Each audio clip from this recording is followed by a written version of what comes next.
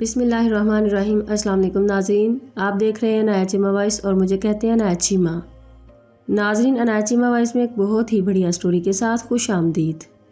تو سٹوری کی طرف بڑھنے سے پہلے جن لوگوں نے ابھی تک میرے چینل کو سبسکرائب نہیں کیا وہ جلدی سے سبسکرائب کر لیں اور ساتھ لگے بیل کے بٹن کو پریس کر کے آل کا آپشن سلیکٹ کر لیں۔ Thank you. ایک بادشاہ نے لیلا کے بارے میں سنا کہ مجنوں اس کی محبت میں دیوانہ بن چکا ہے۔ اس کے دل میں خیال پیدا ہوا کہ میں لیلا کو دیکھوں تو صحیح۔ چنانچہ جب اس نے لیلا کو دیکھا تو اس کا رنگ کالا تھا اور شکل بھدی تھی۔ وہ اتنی کالی تھی کہ اس کے ماں باپ نے لیل یعنی رات سے مشابہت کی وجہ سے اس کو کالی کا نام دیا۔ لیلا کے بارے میں بادشاہ کا تصور یہ تھا کہ وہ بڑی ناز نین اور پری چہرہ ہوگی، مگر جب اس نے لیلا کو دیکھا تو اسے کہا، تجھ میں تو کوئی خاص بات نہیں، پھر مجنوں تجھ پر کیوں مرتا ہے؟ جب لیلا نے بادشاہ کے یہ الفاظ سنے تو اس نے عرض کیا، تیرے پاس مجنوں کی آنکھ نہیں ہے۔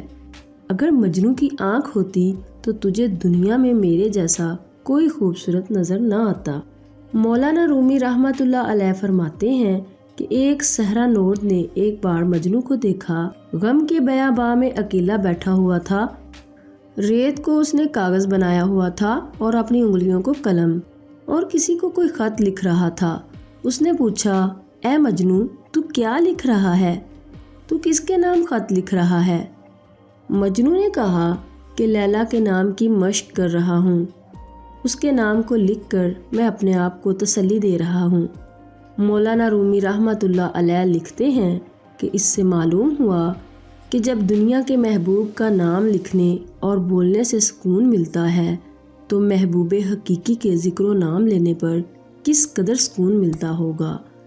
ناظرین، اپنا خیال رکھیے گا، عنایت چیمہ کو دعا میں یاد رکھنا۔ اللہ حافظ۔